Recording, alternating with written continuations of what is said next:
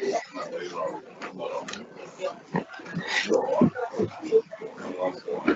evening, everyone. Welcome to tonight's meeting of Georges River Council. I declare the meeting open at 7:01 p.m. I would like to acknowledge the Bidjigal people of the Eora Nation, who are the traditional custodians of all lands, waters and sky in the Georges River area. I pay my respects to elders past and present and extend that respect to all Aboriginal and Torres Strait Islander people who live, work and meet on these lands. Please be upstanding for the national anthem.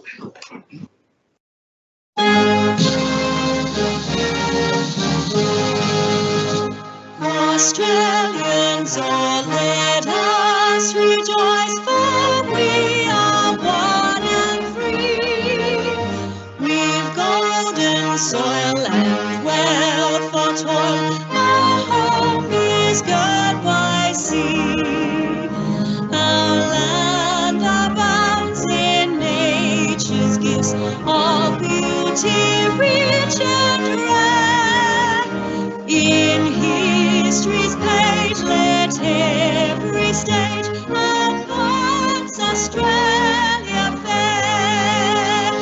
In joyful strains that let us sing, advance Australia fair. Beneath the radiant Southern Cross, we'll toil with hearts and hands to make this Commonwealth of ours renowned of all the lands. For those who've come across the seas with boundless plains to share, with courage let us all combine to advance Australia fair. In joyful strains that let us sing, advance Australia fair. Please remain standing for the opening prayer, which tonight will be led by Pastor Elvin Hong from St. George Hurstville Anglican Church. Let us pray. Dear Heavenly Father, Almighty God of all peace and comfort, we come before you today to ask for your guidance, wisdom, and help as we begin this meeting. We praise you that you are just and merciful and have appointed the risen Jesus as Lord, Judge, and Savior of all. We thank you that by the death and resurrection of Jesus, the way has been made known to know you, and we pray that this knowledge may continue to be known by all. We thank you that you are the sovereign Lord and have appointed ruling bodies and councils, and have given this council authority to carry out justice and to do good for the Georges River community. May the council today carry out its task with sincerity, truth, other people's centeredness, and diligence, furthering the good of the community and enabling the community to live out their lives in peace and generosity. And please be with those who are bringing matters before the council today. May they have the peace during this time and may continue and may justice be brought to bear on their circumstances. And please enable us to bear with one another in kindness and grace. And finally, may all that we do here today and all that we accomplish may be in accordance with your will for the service of humanity and bringing glory to you. We ask these things in Jesus' name. Amen. Thank you, Pastor. You may all be seated.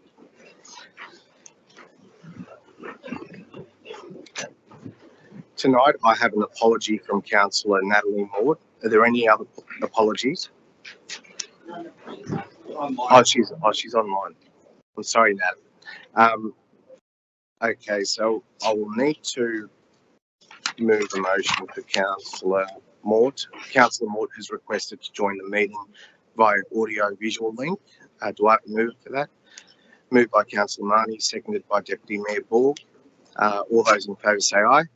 All those against, I declare that carried. Staff and public are reminded that this meeting is being recorded for minute-taking purposes and is also being webcast live on Council's website. This recording will be made available on Council's website. The order of business as shown in the agenda. The Council's Code of Meeting Practice prohibits the electronic recording of meetings without the express permission of Council.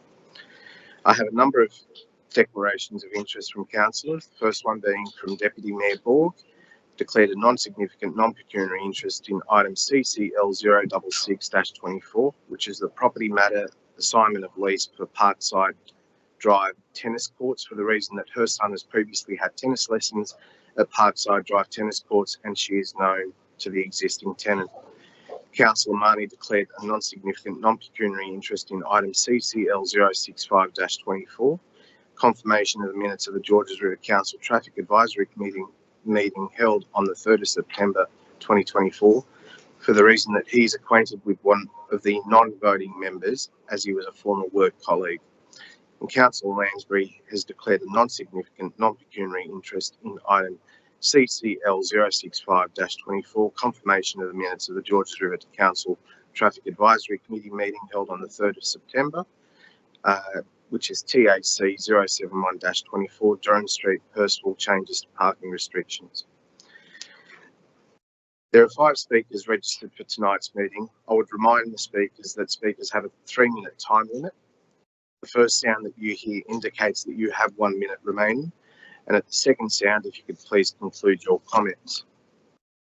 The first speaker tonight is Emily Hain, speaking on CCL 065-24 on items TAC 071-24, confirmation of the minutes of the GRC Traffic Advisory Committee meeting held on the 3rd of September, and that item is Durham Street, Hurstville, changes to parking restrictions.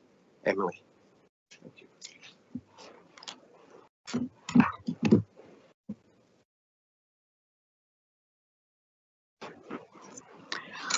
Good evening, everyone. My name is Emily Han from Riverlop. I'm representing Lot 12 of DP 270611. It's known as 89 Durham Street, Hurstville. We are the new owner of the site for the Lot 12, and Woolworths and other specialties are in that Lot 12. Woolworths is our major tenant, operating successfully, drawing customers from north, east, west, and the south. So this one proposal to restrict four-way access to from Durham Street to our side, which is private road. It's really affecting our economic impact, drawing customers, and also a lot of traffic loading within the private road. So this one came to our attention on 28th of August, which we have never notified before. And according to that meeting agenda and also subsequent minutes, Council was contacted quite a number of traffic analysis, so which I requested from Council officer last week via emails. According to the meeting minutes and agenda, it's saying that Council has engaged the external traffic consultant and also traffic report, which I requested, and also traffic impact assessment has been undertaken, which I requested, and also traffic additional safety measures is supported by Transport for New South Wales, which I requested as a minutes as well. And also swap part analysis conducted by external traffic consultant, which I have requested as well, which I'm awaiting this information. So we cannot give like supporting without this information. Also, as you can see, this road is within our site is the private road, not council owned road. So any traffic impact assessment should be consulted with us. So we're happy to work with council officers across the site, impact and our impact. So this proposal to recommend to approve, which we strongly object, it should be consulted in procedural matter, code of conduct according to the Roads Act. So yeah, we're happy to work with council and strongly object for this approval for tonight. Thank you very much. Thank you, Emily. Our next speaker tonight is Brian Greenberg, speaking on the same item, which is Durham Street, Hurstville, changes to parking restrictions. Good evening. My name is Brian Greenberg. I am the Development Director of a company called H-Will FCP Pty Limited. We are the developers of Stage 3 East Quarter, adjacent to Kempfield. We've recently completed the development of the apartments above the Woolworths, above Lot 12. We have developed 384 of 584 apartments. As the developers of the site, we've been working with council since our original DA, which was lodged in 2016. We've got a very good working relationship with Georges River Council. To date, we have not received any communication from council regarding the parking restrictions and the changes to Durham Street. The first we were made aware of the changes was from my colleague Emily, and that was made on Friday of last week. We respectfully request that we are consulted and that we can work together with Georges River Council, as we previously have, to ensure the safety of all on Durham Street.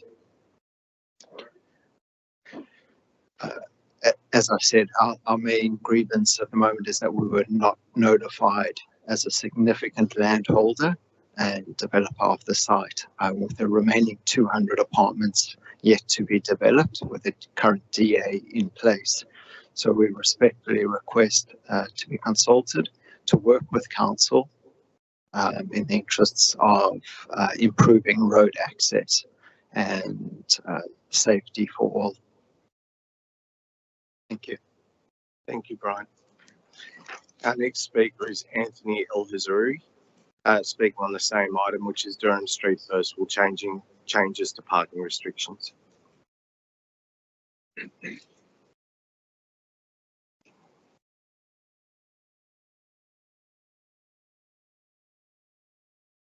No message can be left on this service. 0421.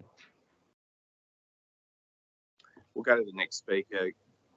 Next speaker is Gary McCarthy, speaking on NM 082-24, Tree Management Policy, Ibis Infestation. Thanks, Gary. Thank you.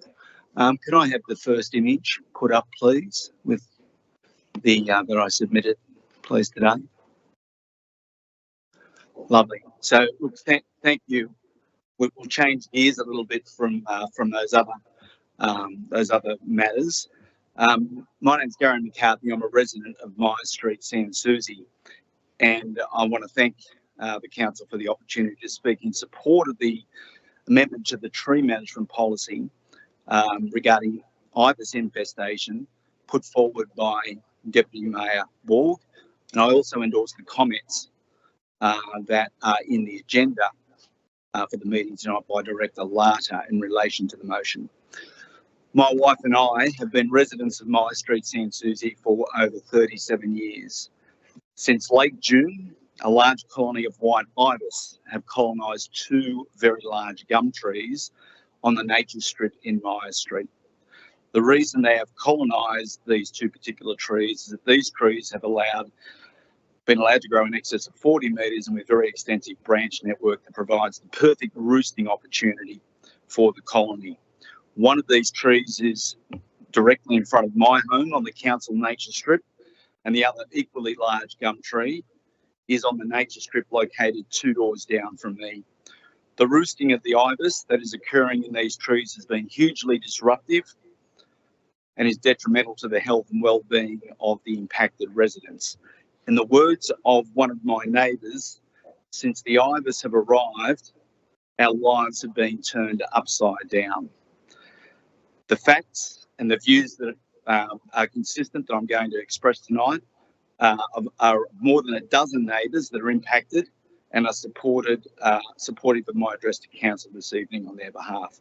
And a special thanks to Deputy Mayor Borg and the Director who have attended the site and understand the impact and heard firsthand the frustration and distress of residents.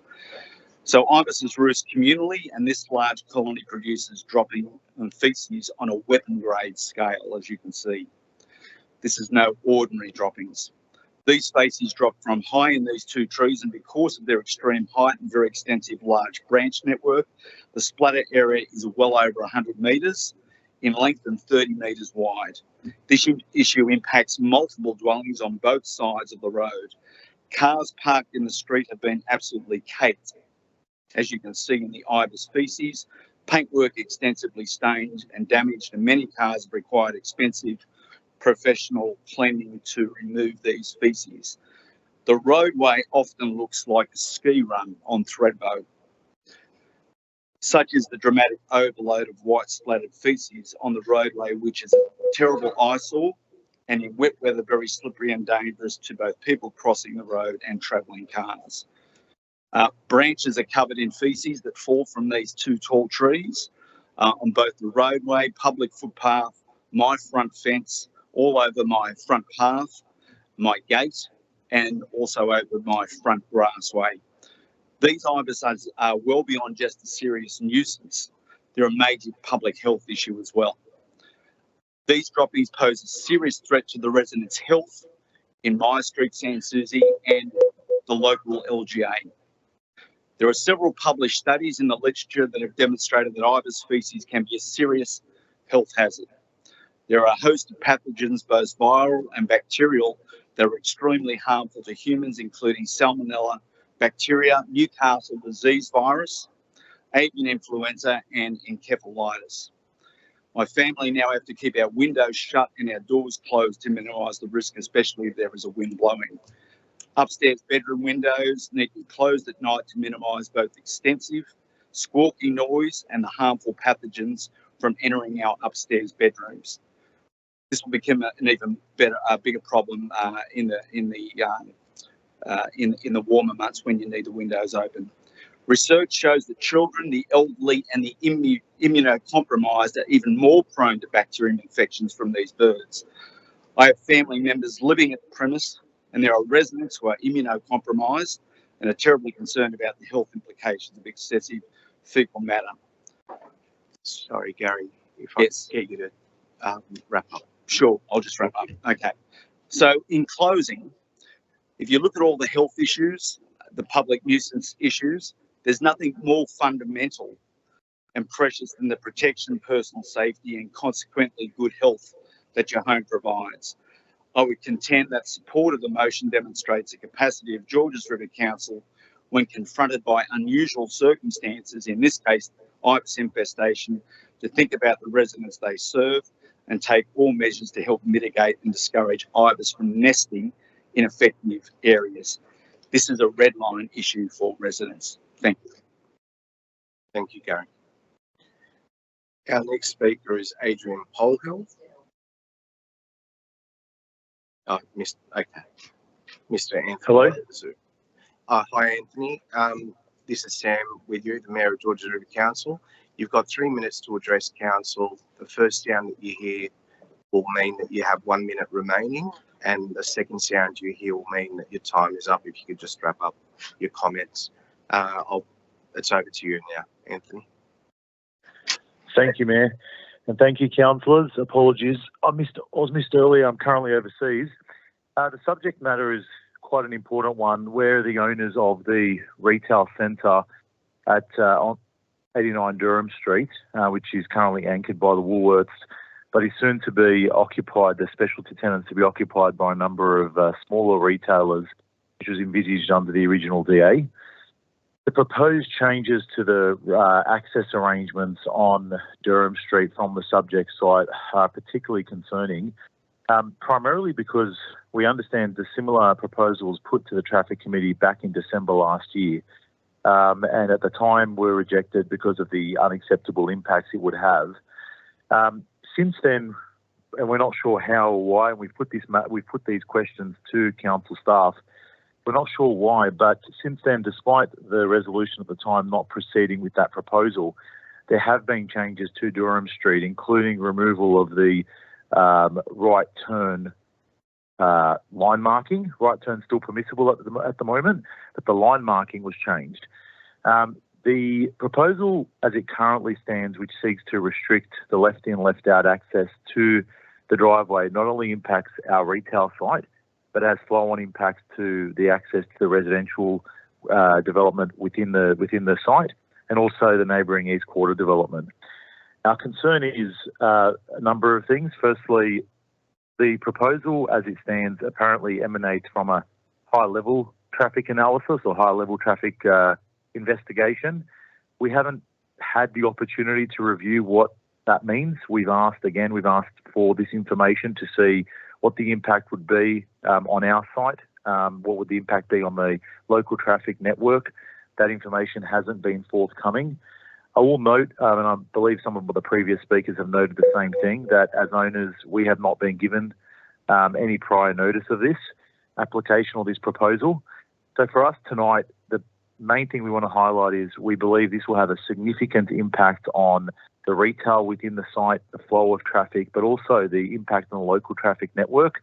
And the information on hand isn't sufficient to make a decision one way or the other on this application. It would just seek its deferral to allow us to work with council to see where we can actually get to on this proposal. If there's any questions, happy to take them. Thank you, Anthony.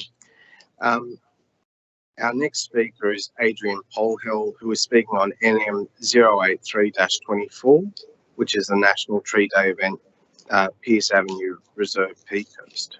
Adrian?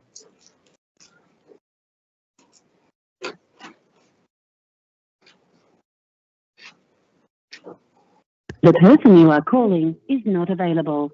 Please leave a short message and it will be sent as an audio. I think we'll move on. We'll probably hear from Adrian after the elections. Yeah.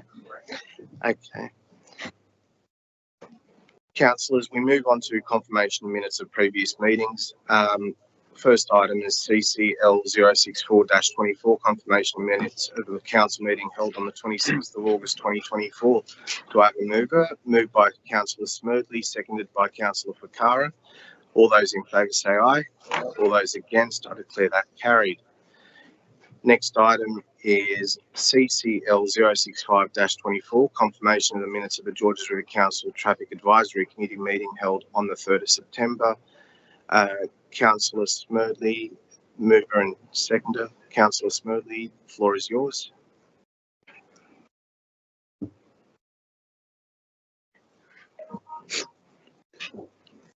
I'd like to move an amendment to the current recommendation of the Traffic Advisory Committee meeting.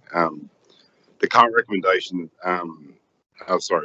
we'd like to propose that the report and associated recommendations for TAC 071-24 Durham Street, Percival, changes to parking restrictions be deferred to allow for further investigation by council officers. Following further investigation, the recommendations shall be presented at a councillor briefing prior to being submitted to a future Traffic Advisory Committee meeting for consideration. That's part A. And part B, that all other recommendations contained within the minutes of the Georges River Traffic Advisory Committee meeting held on the 3rd of September be adopted by council. That's been moved by Councillor Smerdley, seconded by Councillor Kaniarski. Councillor Lansbury. Thanks, Mr. Mayor. I did just want to say a few words in relation to the Durham Street item, and thank you, Councillor Smerdley, for moving the recommendation to defer it. I actually had planned to do that myself. Full disclosure, I live around the corner from there, so I travel up and down this particular section of road half a dozen times a day, whether it's on foot or whether I'm driving, so I'm very familiar with the site. I'm also familiar with the operators of the funeral home, who happen to be neighbours of mine, so I do hear from time to time the impact of all of these changes have had on their businesses. In fact, their dry cleaning business, they had to shut down when the parking was taken away. I think it was a year or so ago now. There wasn't enough consultation at that point in time. I think it was done in error, but since then there has been a lot of problems that have been created that don't need to be. I think that the solution that the Transport for New South Wales are promoting here with installing a median strip and stopping the right turn access out into Durham Street is an over-engineered solution looking for a problem that in my view just doesn't exist. The way that the traffic flows at this point in time, I don't see any problems with it. Every day, as I said, I'm up and down that street, whether I'm driving or on foot, I don't see issues. The issues I do see are not actually addressed by this particular recommendation, and if there was further consultation, I would be highlighting them to Council and to Transport for New South Wales, a couple of small changes that would actually make a huge difference. I can highlight that now, I'll get to those in a minute. But originally the traffic was taken, if you were turning off, for those who are not familiar with it, if you're turning off Forest Road into Durham Street, the parking on the side of where the funeral home is was removed, and the idea of it was to have 2 lanes of traffic going up to Lily Street to turn right or left. It wasn't warranted. Parking has since been reinstated, and I don't see any problem there.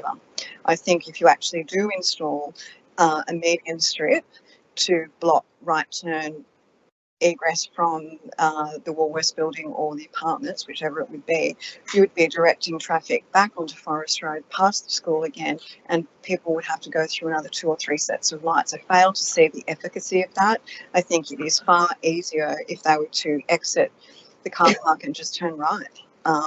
It is where the access from the loading dock is. I have never honestly seen any issues with the current setup, and I think to mess with that would not only impact on, we heard from the speakers tonight, which they've left, but thank you for your speaking to us tonight to explain the impact on them as a big business and owner of the Woolworths site, but the impact on the small business operators, such as the funeral parlour and the other businesses, is happening now. It has been happening for quite some time. I do know that the funeral parlour operators have had quite a lot of discussions with council about trying to address this, because if that median strip was to be installed, they wouldn't be able to get their hearse into their premises. Kind of defeats the purpose of operating a funeral home if you can't access your business. So really, I would like to see this reviewed and more consultation, clearly, with the big players in town, as in the Woolworths, the owners of the Woolworths site, and the other small retail, which I believe, like we heard tonight, will be opening soon. There will be an impact on them if the access is removed, whether it's the parking on the street should remain because it's useful. But when it was reinstalled, it was no stopping between hours of 9:30 till 3:30, I think, which is peak. That makes sense. If you actually really wanted to address any sort of traffic impact, you would look at where Durham Street meets Lily Street. There's 2 parking spaces right at the lights. That's where the congestion is. Apologies to the people whose houses that is, but if those parking spaces were removed, there would be no hold up at all, because if you've got a whole bunch of people turning right, the traffic going straight ahead has nowhere to go.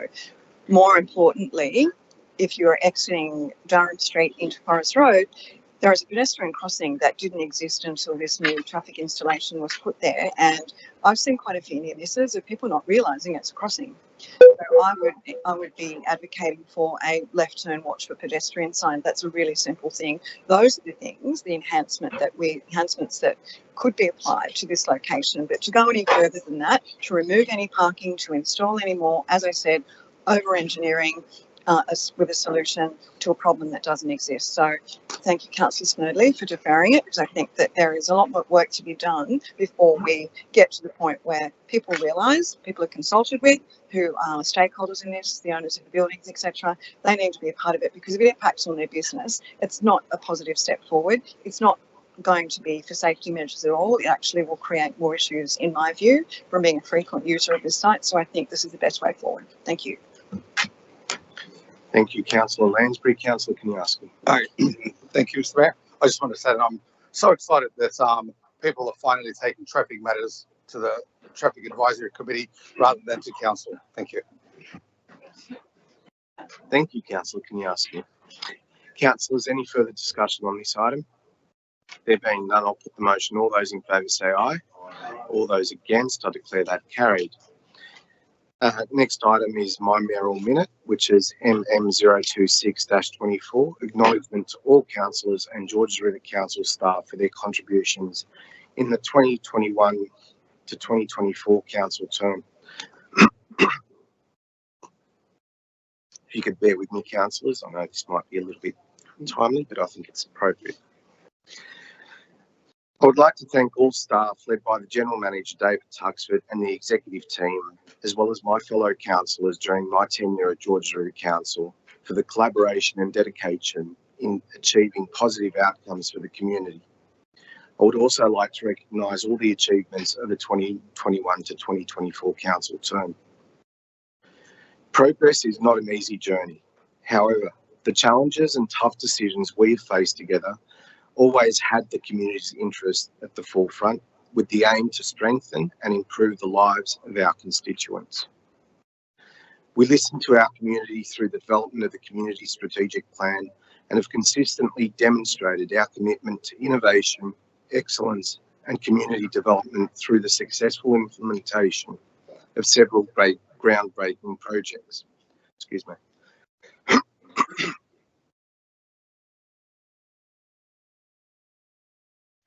We were the first council in Sydney metro area to trial an e-scooter, shared e-scooters.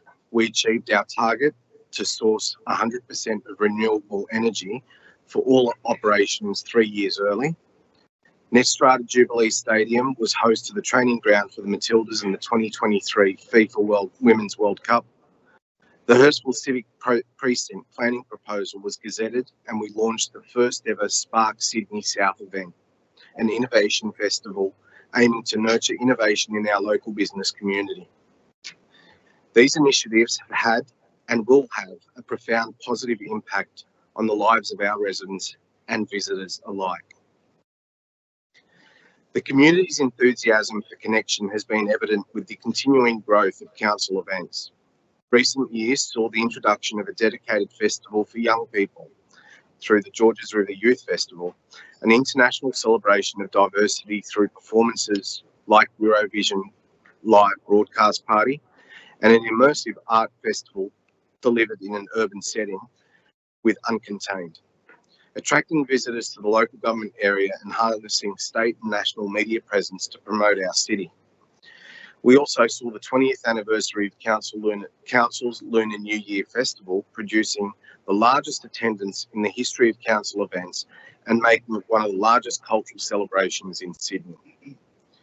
Council demonstrated our commitment to enhancing community infrastructure and recreational facilities through the successful completion of several significant projects in collaboration with the state and federal government funding support, including the award-winning Lower Poolton Park Naturalisation and Habitat Development, the Olds Park Recreational and Sporting Hardscape Precinct, the Penshurst Park Youth Facility and Sports Hub, and the Blackshaw Gould Community Pavilion at Hurstville Oval.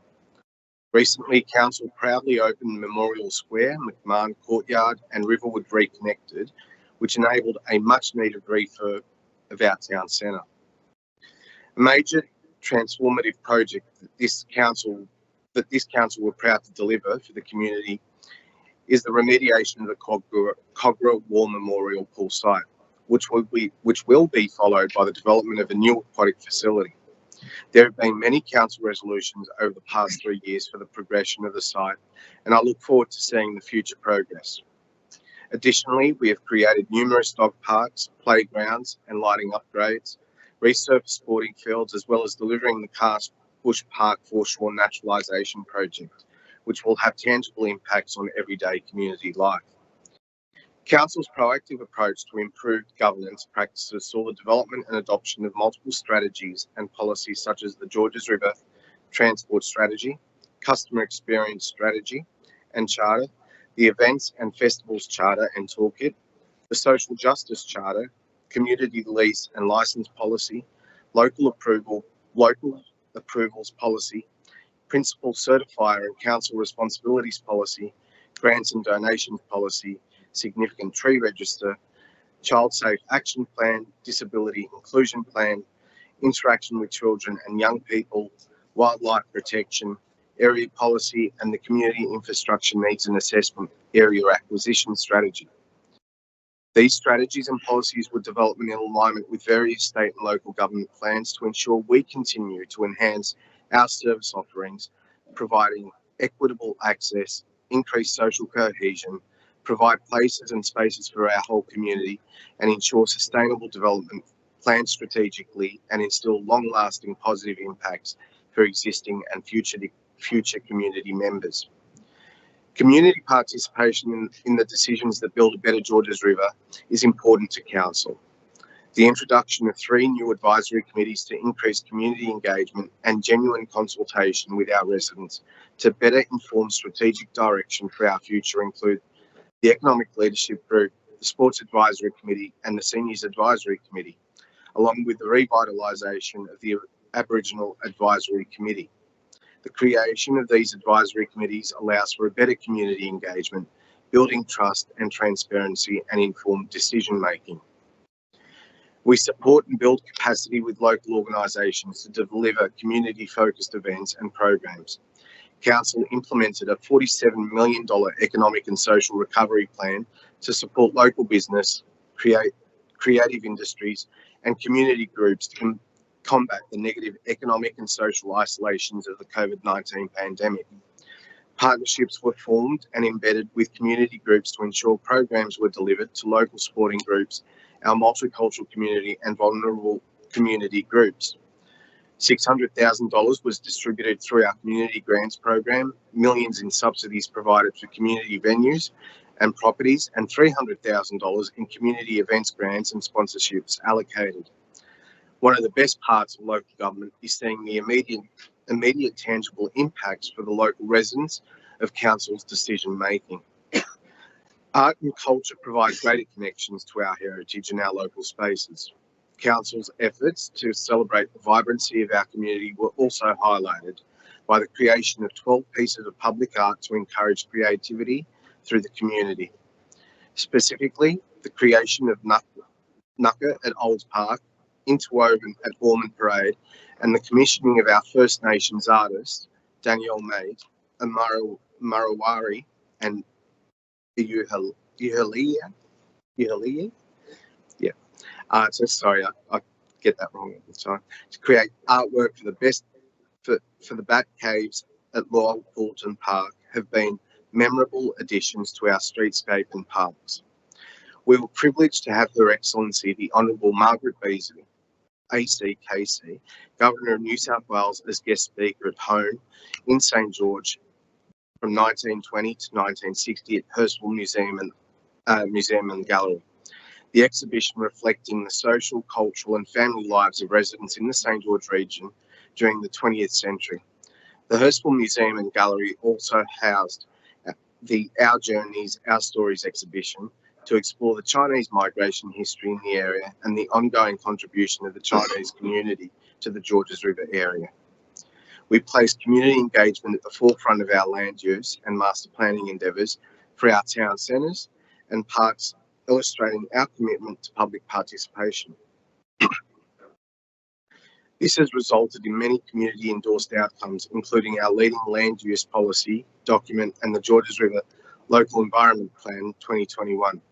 This policy provides opportunities for additional homes close to where people work and will facilitate an increase in local jobs to keep our economy growing.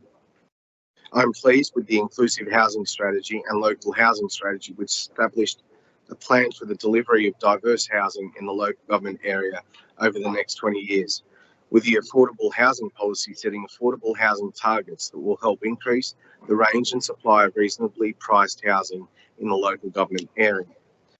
Several plans of management and master plans have been prepared for the council's parks, open spaces and town centres, which ensures coordinated development and future vision to enhance economic growth and provide enhanced public spaces and connectivity. Of significance is the Mortdale Local Centre Master Plan, which will facilitate a vibrant and activated future for the Mortdale Town Centre. Taking care of the environment is a passionate common thread in the hearts of the community. Over this term, Council has championed environmental sustainability, including preparing the biodiversity character and foreshore scenic protection area planning proposal in response to the outcomes of consultation, and has forwarded it to the state government, seeking a gateway determination in July. The planning proposal implements the Georges River Biodiversity Study and the Foreshore Scenic Character Study to protect the LGA's biodiversity and unique local and foreshore characters. Council's commitment to the environment also saw the expansion of recycling opportunities through e-waste drop-off events and encouraged residents and businesses to switch to an accredited 100% green power electricity plan to boost state and local net zero emissions targets. None of these projects, programs and initiatives would be possible without a long-term financial plan and clear governance policies and procedures. So I commend the staff in providing direction to councillors on the financial implications of every decision made in the council chambers and ensuring for the first time since the proclamation of Georges River Council that we have returned to a surplus. I'm sure that you will all agree that we have achieved a lot and moved the area forward towards the vision of naturally connected to a place, community and country. I would like to thank the community for engaging in a vast array of consultations on our projects and initiatives, including the Maltdale Local Centre Master Plan, the BMX and mountain bike riding in Georges River, our early learning services additional needs feasibility study, our place naming proposals and many other consultations that have been facilitated through the Your Say Council's online engagement tool. This has all been done through surveys and correspondence submissions and in-person sessions. Council appreciates your feedback so we are able to understand the local needs and deliver the best possible outcomes for all. The contributions of individual outgoing councillors and councillors who departed during this term should be recognised. Councillor Veronica Ficara, Councillor Kevin Green, Councillor Luke Kniarski, Councillor Nick Smerdley, Councillor Colleen Symington and Councillor Warren Tegg. And a special mention to Councillor Nick Catras, who was not only the Mayor for part of this term, but has also been on Council for the past 30 years. Being a councillor is a rewarding yet time-consuming role, and to dedicate 30 years of your life is a noteworthy achievement. I also wanted to wish all councillors running at the next term of council the best of luck. Deputy Mayor Elise Ball, Councillor Ashvini Ambihay-Bahar, Councillor Christina Jamieson, Councillor Catherine Lansbury, Councillor Nancy Liu, Councillor Peter Marnie, Councillor Natalie Maud, Councillor Sam Stratokopoulos and Councillor Ben Wang. It has been an honour to work alongside you during this term. And lastly, I would like to express my sincere gratitude to all the staff of Georges River Council. Your unwavering commitment and hard work daily to provide services, programs, innovation, events and assets to our community have made a significant and enduring positive impact. Thank you for your tireless efforts and dedication throughout my term. There have been countless grant submissions and awards submitted and received over this period. You, as individuals, along with the wonderful staff initiatives, are what makes Georges River Council an employer of choice and a great place to be. It has been an honour to work alongside you all and to be a councillor during my term at Kogarah City Council from 08 to 12, but also, and more importantly, to serve this Georges River community from 2017 to this year. Councillors, I have a motion that Council acknowledge and thank all Georges River Council staff for their work throughout the 2021 and 2024 Council term, and B, that Council acknowledge all councillors who have served during the 2021 and 2024 term for their collaborative approach to making decisions for the Georges River community. I'll put that motion forward to you, councillors. All those in favour say aye. All those against, I declare that carried. Yeah.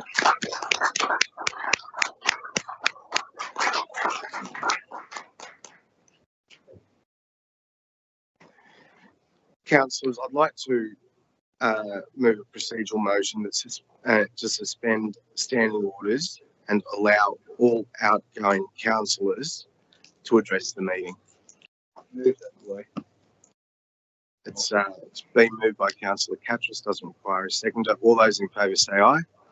All those against, I declare that carried. Any outgoing councillor would like to say a few words. This is your moment. Councillor Symington. Thank you, Mr. Mayor. It's been an absolute honour representing both Peakhurst and Hurstville wards over the past 7 years. I found it to be a huge learning experience and one that has developed my inner strength.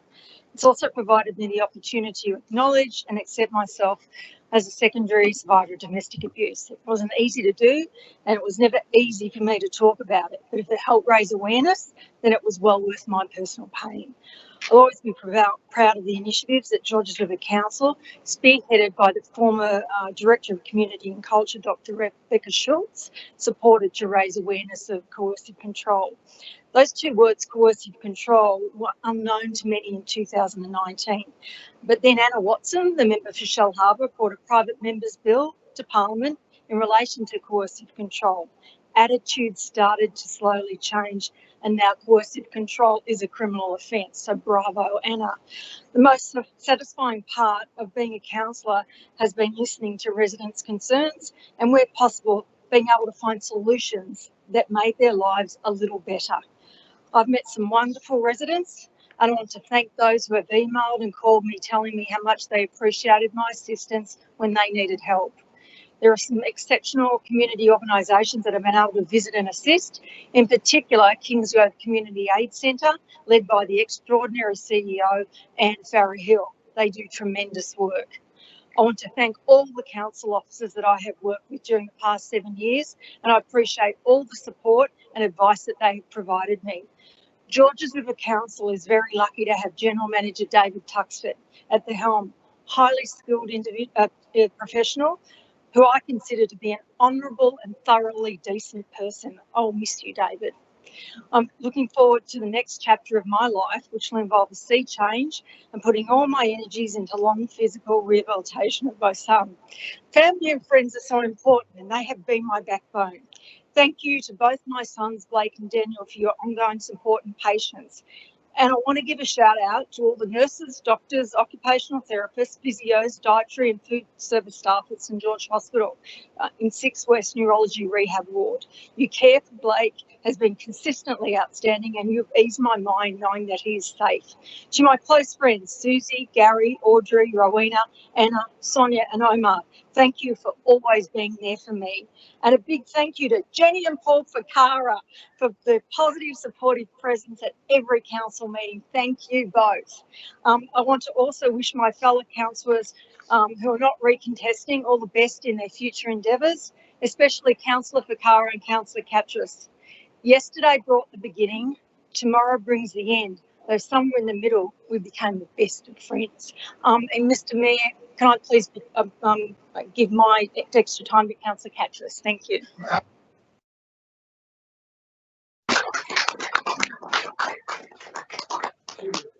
Thank you, Councillor Symington.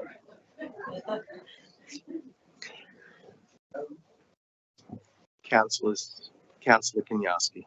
Yeah, thank you, Mr. Mayor. And excuse me, I just wanted to start by acknowledging the respect that I personally have received from the General Manager, the directors, the officers and the staff of Georges River Council, and I'm very grateful for your guidance and the expertise that you've provided to me in making my decisions over the last 7 years. I think that you are a outstanding group of individuals, and for that I'm very grateful. I'd also like to say that over the course of the last 7 years, I've developed friendships that I think will last a lifetime. People that are not necessarily on the same side of politics as me, but we've managed to put that aside and grow as friends and grow as a group of councillors that's been able to make decisions based on the merits of whatever was put before us, not necessarily debates and things just because we sit in the blue corner and others sit in a red corner. And I think that the respect that the councillors, other councillors have shown me has been immense, and I'd like to thank you all for that. I've loved working together with all you people, and I think that I will miss every single person in this room, and I reckon that I might come in on a couple of Monday evenings and just keep you entertained. I'd also like to finally, not finally, but I'd like to thank in closing, my family who supported me since 2000, well, before that, but supported my running for council in 2017. I'd like to thank with all my heart my wife, Susie, my 3 children, Stephanie, Josephine and Dominic, who got up early in the mornings and handed out at railway stations just to see their old man sit up here on this horseshoe and make some decisions that perhaps have been something that have that may have changed the lives of some of the local residents. And I think that that those decisions would not have been made if these people weren't there. I'd also like to thank my parents, Simon and Zora, who were quite elderly when I first ran in 2017, but also would get up in the mornings and take my A-frames and signs throughout Penshurst, Morthdale, all down Forest Road, over into Peakhurst, down through Henry Lawson Drive to almost Saltpan Creek, and then back across Forest Road all the way down to Laguna Seafood Restaurant. And the energy that they showed during that time actually inspired me to continue my run in 2017.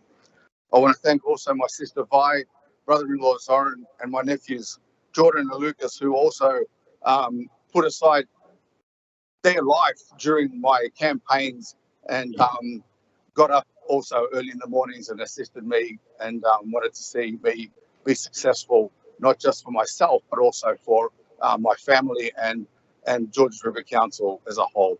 So thank you, and never say never, I guess. See you.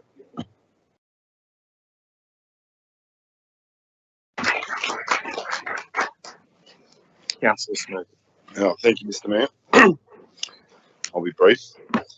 I just want to start by thanking the electorate of Morthdale Ward. That gave me the privilege and the honour of serving them over the last term. It's been an absolute privilege, and I've enjoyed it every step of the way. In particular, when it comes to helping constituent, it was just nothing better or more satisfactory than helping them solve an issue, whether it be a footpath or a little pothole in front of their house or their driveway or whatever it may be. It was always satisfactory to me to see them happy that something got resolved. I did write a miniature statement on Facebook, which I'm going to just reread because this might make things a bit quicker. But I wrote, as the term comes to a close, I reflect on the absolute honour it has been to have had the opportunity to serve the community as a councillor on Georges River Council. I loved every moment of it, and I am grateful to have received the support at the time from the Liberal Party in 2021 to have run. I was 26 years old at the time, and running for office was an experience that was met head on. It was very daunting, very frightening, but still did it. I would also like to thank my biggest supporters who helped me through all the good and the tough times as a councillor. But when I reflect on the term was focused on the basics. We all did our job. We all worked together cohesively, focusing on repairing our roads, planning, housing, and active transport networks, etc.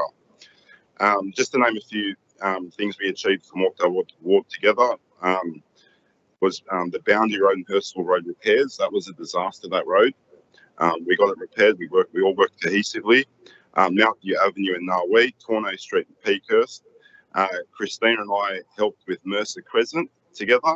It's now scheduled for the next 6 months to be repaired, so I'm very happy about that. Street sign replacements in Narwee. That has already been undertaken, but now Penshurst is next. Increased housing for Georges River. I think, what was it, Mr. Mayor, 2,000 above the original target, which is a step in the right direction for the housing crisis, and we're beating the current state government targets. I'm very proud to be a part of. We had the first e-scooter trial in Metro Sydney. Other councils didn't have the spine to test it. We grew some spine and are actually testing it. Whether it ends up being a great idea or not, that's for the trial to determine. We got a grandstand for Penshurst West Football Club, a club that was quite overlooked over the last several years, or probably the last 10 years, and they finally received a little bit of support. Unfortunately, we weren't able to get them that fence around Old Park, which they were going to pay for, but that's a story for another day. Hurstville Glory now playing at Hurstville Oval as opposed to Gifford Park. I do thank you, Christy, for sorting that out, and Andrew, that you made the residents happy and the club happy. A few people I would like to thank as well. My mum and dad and brother, they were always there for me. They were hustling the booths on the election day for me all day in their 60s, which I'm very grateful for.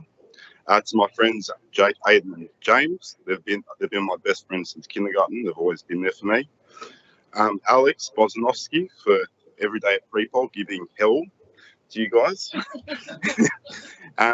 Oliver Demoski, who's now going to be running for council. He was my number 2. He's an honourable man who gives his best every time he goes forward. I also had James Skibinski, who's now running as Sam's number 3. But he was there every day for me. Same with Sam Edwards, Dimitri and Sasha Konstantinidis. They were letterboxing every single day. Michael Apouskarakos, he was letterboxing Penshurst every single day for me. I do appreciate that. He ran as my number 3. Laxman Sretha, he got who's the leader of the local Penshurst Nepalese community. I love you for everything you've done. You're a man of integrity and you're an honourable person, and I will miss supporting you every single day. Daniel Pfeiffer, Liam Gull, Matt Logan, and George Bishop, they were some of my booth workers and loyal friends in the local Liberal Party branches that always support me every step of the way. I thank you. To some of my other friends, Councillor Michael Nagy at Bayside, you've been there all the time. Rami Abdullah, Michael Azzi, Peter Poulos, Nick and Dorette Vivaris, Mark Cure, Chris Rath, Dallison Wade McInerney, and obviously Sam Stratokopoulos, and my other council colleagues, Sam Elmere and Luke Ingalski, and Nancy Luke. So I appreciate your support within the Liberal Party, and obviously my best mate, Harris Strangus in Southern Shire. Thanks for all your loyalty and friendship, and to everyone, and thank you very much.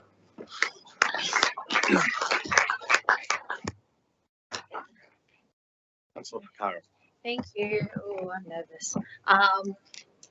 I would firstly like to thank all of the residents and voters and businesses and everything from Peakhurst Ward. Thank you very much for your support. I was second on the ticket, but thank you very much for your support for me at the election in 2021. Literally could not have gotten elected without you, and also the branch members of the Australian Labor Party in Peakhurst Ward. Thank you. I'd like to echo everything that all the other councillors have said about the staff. I believe that all of you do very, very fantastic work. I think council's already got the best thing that it's ever going to have, which is the staff. I think everyone does a fantastic job, and I think council will be absolutely fine either way, no matter what happens with the election, because all of you are here, so it'll be just fine. So thank you very much, especially to the General Manager, David Tuxford. You've been fantastic to all of us during this time, and you just do a fantastic, fantastic job. Thank you to Kevin Green in particular for asking me to run on his ticket at the election, and for giving me the opportunity to be on council. I also could not be here without him, and Steve McMahon and Kevin Mooney, who have been great mentors of me in the ALP for many years. In no particular order, I want to thank a whole bunch of my friends from Young Labour: Adam Parrish, Dylan Bogdanovsky, Laura Cook, Rose Morez, proud resident of Kogarah, Kurt Cheng, also proud resident of Kogarah, Siobhan Armstrong-Graham, Lizzie Green, and Rob Brady.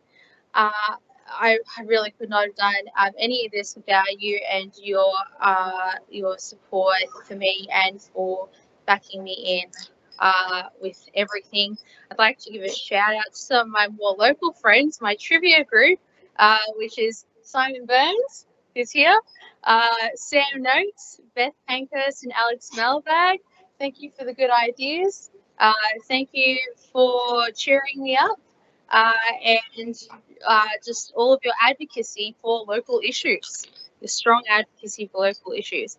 I'd like to give a shout out to another friend, Thomas Gow, who is running as the Labor candidate for Kogarah Bay Ward for Labor. I met Thomas when we were very young. He was 16, I was 18, at a door knock for Sophie Cotsis for her by-election for Canterbury, in 2016. And wow, what a journey. I think it's the most bittersweet moment of this, actually, that Thomas and I didn't just miss each other on council.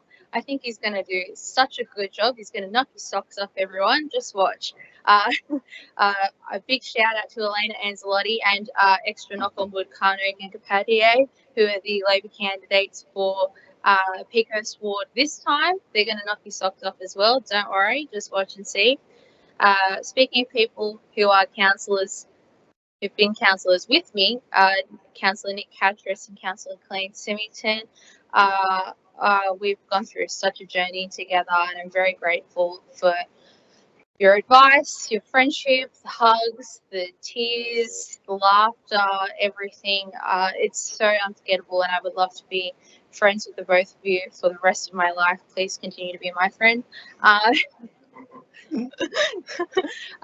Thank you to some other friends of mine, my mum and dad, Jenny and Paul. I'm sorry you've come to every council meeting, but we've got our Monday night back. Yay! Thank you very much also to my best friend, my sister Kate, and my other best friend, sadly she's not here, Remy, my other sister. I don't know whether she's lucky or whether it's sad that she got to miss out on all of the drama, but yeah, she's with God, so we're good. I turned 28 yesterday, Virgo. Thank you. Yes, it's not often that young women get elected to council. Got elected at 26, and in very unexpected circumstances. I think it's difficult for young women to hold political office. I think there's definitely been some things happened where I faced difficulty just because I was here, but also because I was a young woman, and it's not fun. And I think I was able to contribute in a unique way, perhaps being a young person and being a woman with advocating for housing, access and housing affordability in particular. I hope that the avenue for young women to have a successful path in politics is better in the future. Thank you for the memories, everyone, and thanks for having me.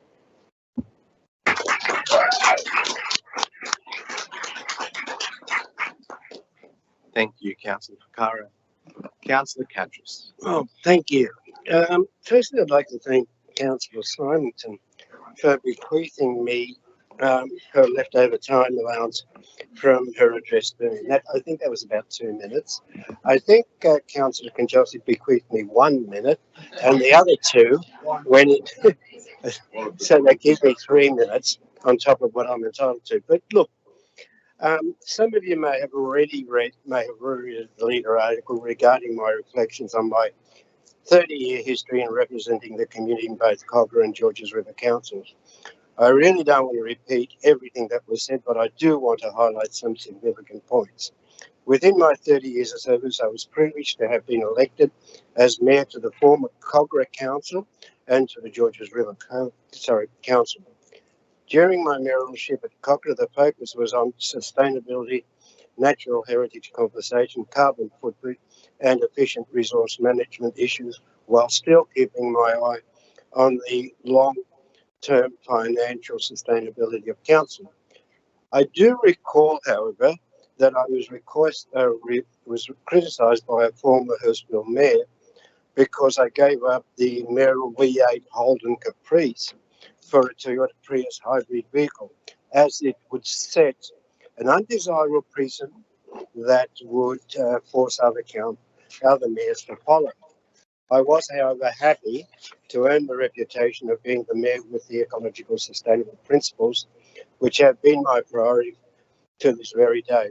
Having served as mayor for Georges River Council for 2 out of the 3-year term of our current term, I'd like to give credit, and I also appreciate the current mayor for providing me with those commendations, but to the current mayor for for highlighting this term of great achievements that our Georges River Council has managed to achieve over the last 3 years. They were remarkable achievements, and I was privileged to have been part of the process that saw them brought into fruition, just how the rest of you were. I must, however, emphasise, and this is very important to consider, especially new councillors that are entering into this to our local government area, that none of these achievements could have come about without the undying efforts and focus of our remarkable group of directors and managers under the stewardship of our very capable General Manager, Mr. David Tuxton. I do want to sincerely thank him and the senior staff for their incredible support and advice while I was Mayor and in this final year as a councillor.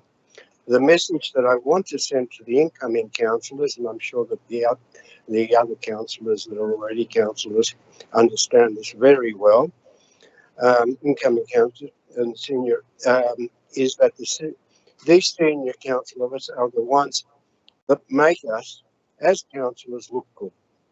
We may submit the odd notice of motion, but without their creativity, appropriateness and commitment in what they recommend to us, there is no way we can gain the real respect of our community.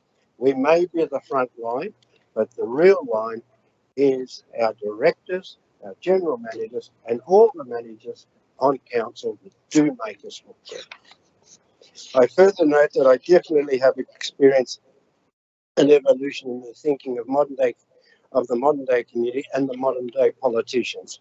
At local government level, I have seen the focus of councillors evolve from being dinosaurs, only concerned with rates and rubbish, into community representatives with educated and open-minded attitudes towards the preservation of the planet and its recovery.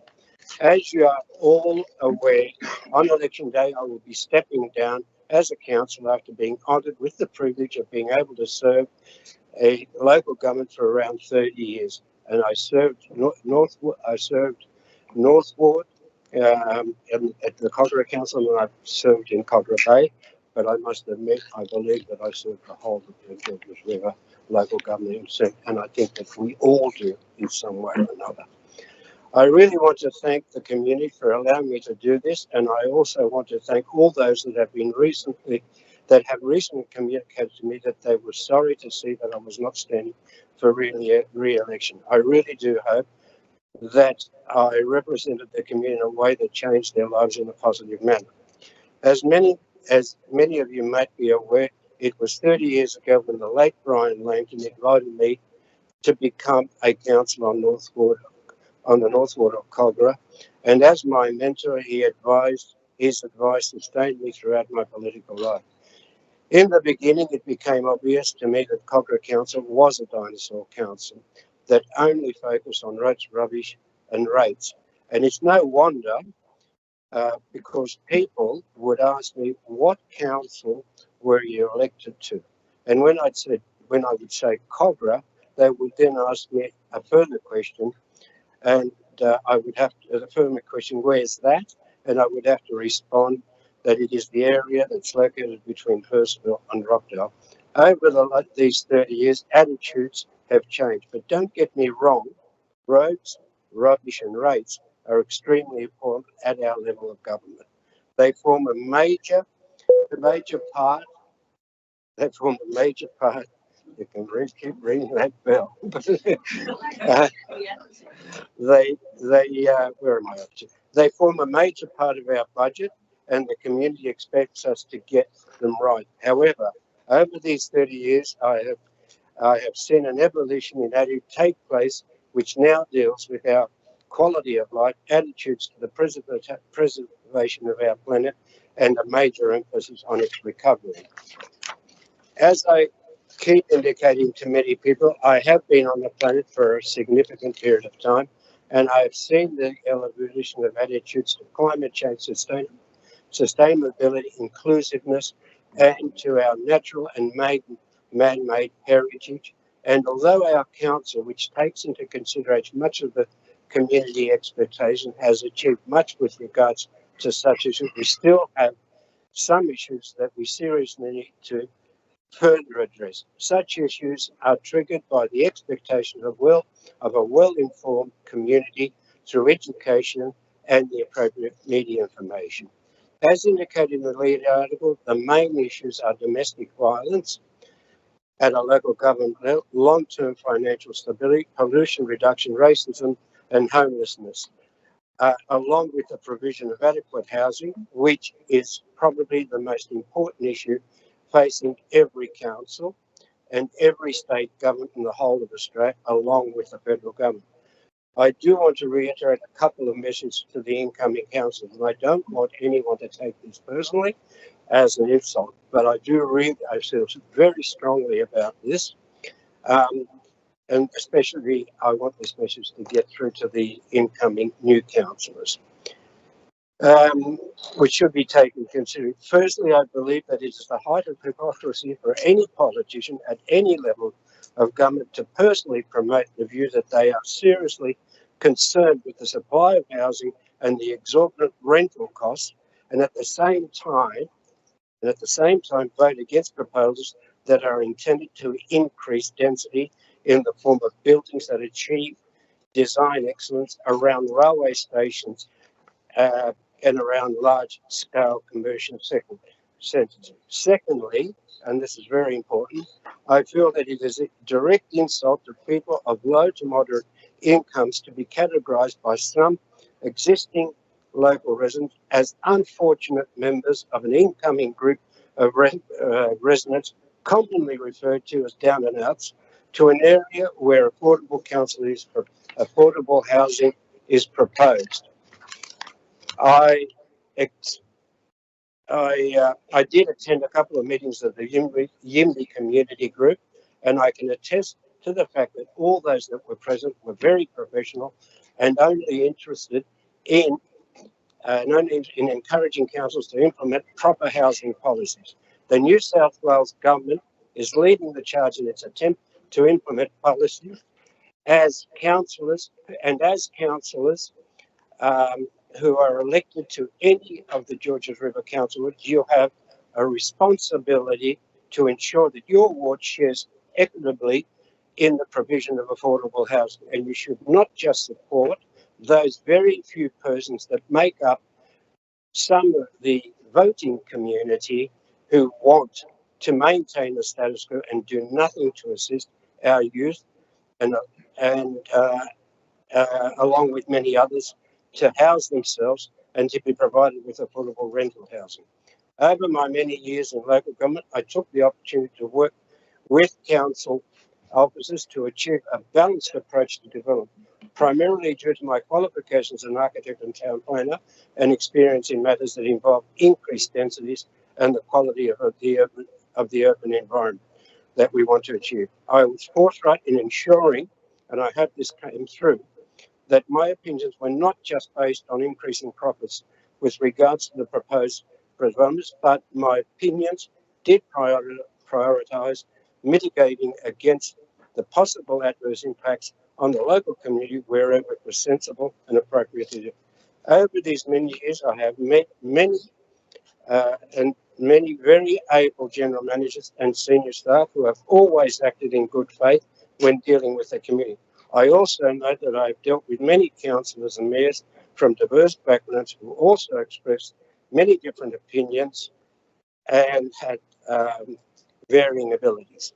I therefore am pleased to say that they definitely contributed in some way or another, all of them in some way or another, to the rich fabric that goes towards making up the complex institution of local government.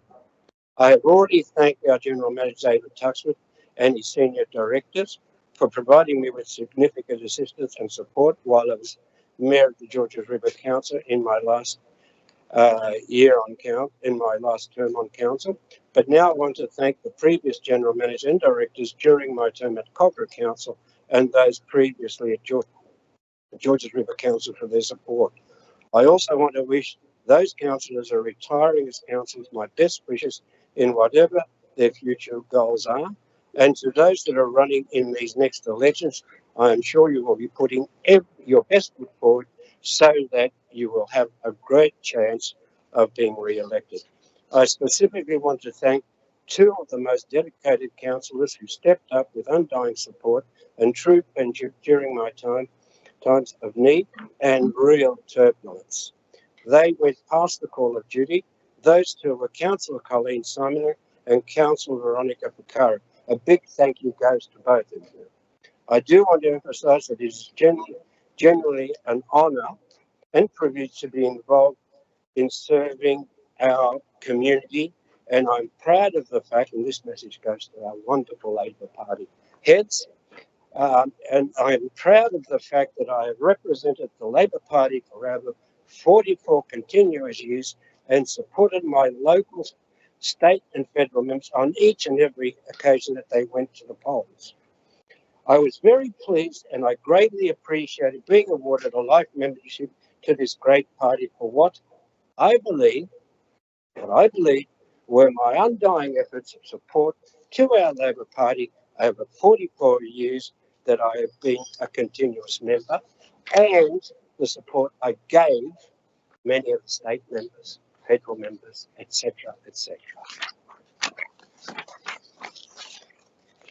There's method in my madness. Anyway, I will never forget the appreciative smiles and recommendations that I received over these past 30 years from residents who I successfully represent and resolved their issues. My main enjoyment and where I was made to feel at home was when I was in the company of all the senior staff and in the company of many of our community organisations that would give up countless hours at no cost in order to help those that are in need of specific assistance and those that are less fortunate than many other members of our community. These community organisations continue to give me confidence in human nature throughout my political life. Thus, even though I'm stepping down from local government on election day, I'm still going to be involved with the community on a range of activities which relate to helping others. These will range from very active community organisations that assist those that are in need of assistance, such as the Lugano Lions, and non-for-profit sporting organisations such as Football St George. I have one more council matter to address within this regular council meeting, and then I will be signing off forever from any further regular council meetings. I do understand that there will be very differing reactions to my address, and I appreciate that, especially now that I've taken up 7 minutes, and I apologise for it, but it's my last stand. My last stand. Anyway, no matter what, from all of you, I have differing reactions to my address from all of you, but no matter what your reaction is, I do reinforce the fact that you have all definitely contributed in some way or another to the rich fabric that goes towards making the complex institution of the Georges River Council very famous. We are all different in our reactions, and we all have our good reasons for being so. Nevertheless, I sincerely really want to thank you for listening to me.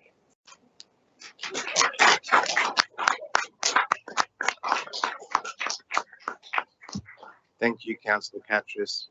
On closing, I would just like to say a few informal words. This job is done only with the support, friendship and guidance of some very important people throughout one's life. To all our families that support us, to each and every councillor, everyone knows that this cannot be done without the support of your family, first and foremost. Secondly, to the General Manager, all the directors and all the wonderful staff of Georges River Council, thank you for assisting us and guiding us through the processes that we must undertake as individuals to make sure that we do our jobs properly.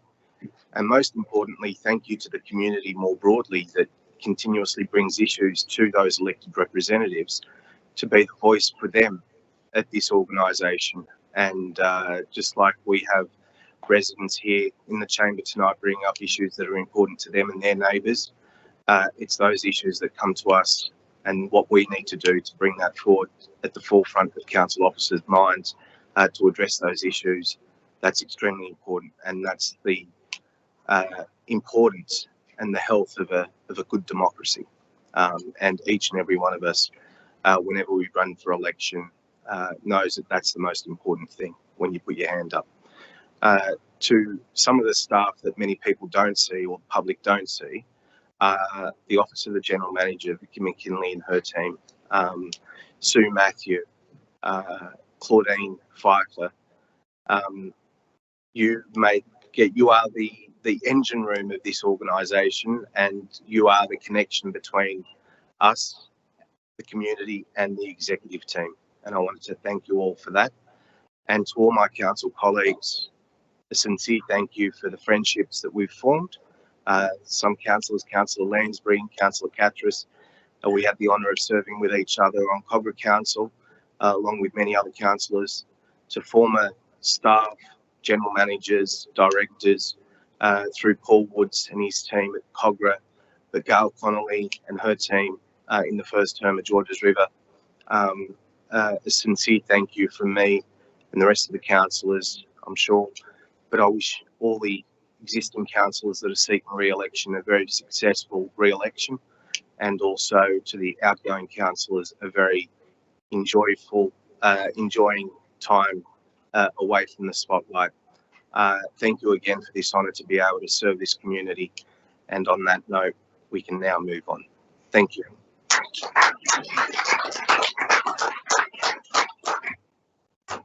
Councillors, we move over to condolences. Are there any condolences tonight?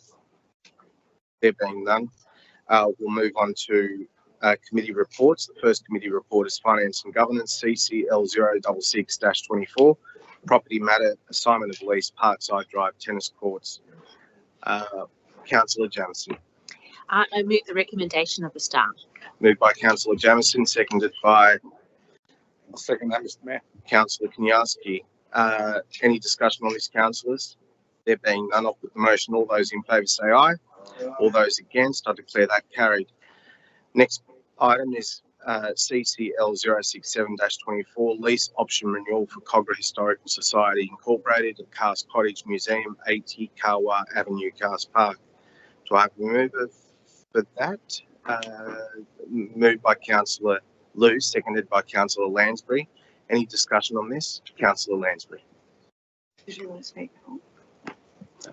Thanks, Mr. Mayor. I would like to say a few words about this. I have the great honour of being patron of Cogra Historical Society, and took the opportunity yesterday to go and visit Cars Cottage, where they're having their annual open day, which was very well attended. If councillors haven't been there, anybody in the room hasn't been there lately, it's always worth going and having a look. The exhibition is changing. There are new items that come in from time to time, and it was actually really interesting yesterday that some of the things they had on display would show your age, I guess, if you walk in and look at some of the display and remember that's exercise book from school, which was quite confronting. Clearly I'm older than I remembered, but I would also like to just pay tribute to Jill Wan, the president of Cogra Historical Society, who does an amazing job pulling everything together. Her knowledge is second to none.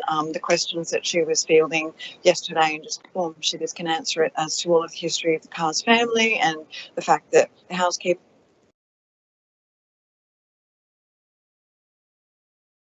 bequeathed to the sailors' home, all of those sorts of interesting things that Jill can tell you at the drop of the hat. So I just wanted to congratulate Jill and the Historical Society for a lovely open day yesterday, and just to remind council that it's there. It's open on Sundays. Go have a look. It's got some lovely items in there.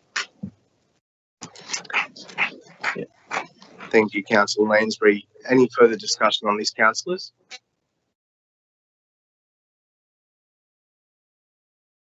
Carried. Next item is rescission motion. Notice of rescission 002-24, which is on NM 081-24, reconstruction of new aquatic facility at Cars Park, options for funding. Councillor Lansbury. Thank you, Mr. Mayor. I would like to move the motion as it appears on the business paper to rescind the motion that was carried at the last council meeting 2 weeks ago. And if that is successful, as we can see, there is a decision motion. Well, if that is successful, the rescission is successful, I would intend to move the motion that appears below that. So I think the proper process, isn't it, Mr. Mayor? We don't do this that often. Is to do we talk to it now, or how do we approach it? So speak to reasons as to why Happy you'd to like to speak rescind the okay, motion. if I get a second up, I got a second. Yep. Moved by Thanks. Councillor Lansbury, seconded by Deputy Mayor Bork. Okay. Thank you, Mr. Mayor. The reason I brought it back is that this is a really important issue for us as council. It is our very last meeting. I probably would have liked to have dealt with it at the last one with the support of the entire council, but there was some concern from some of the councillors that we didn't have any information from the state government or any communication from the state government as to where we're at. We hadn't received the business case. It since came to the attention of General Manager David Tuxford, the Minister for Sport, Small Business, Lands and Property and Multiculturalism, the Honourable Steve Camper, wrote to Mr Tuxford last week with an update of whether the state government is at, the business case is being worked on, and presented some information to the General Manager as to the status of where the state government is, and once again requested that Council formally look at identifying some funding that we can contribute towards the pool.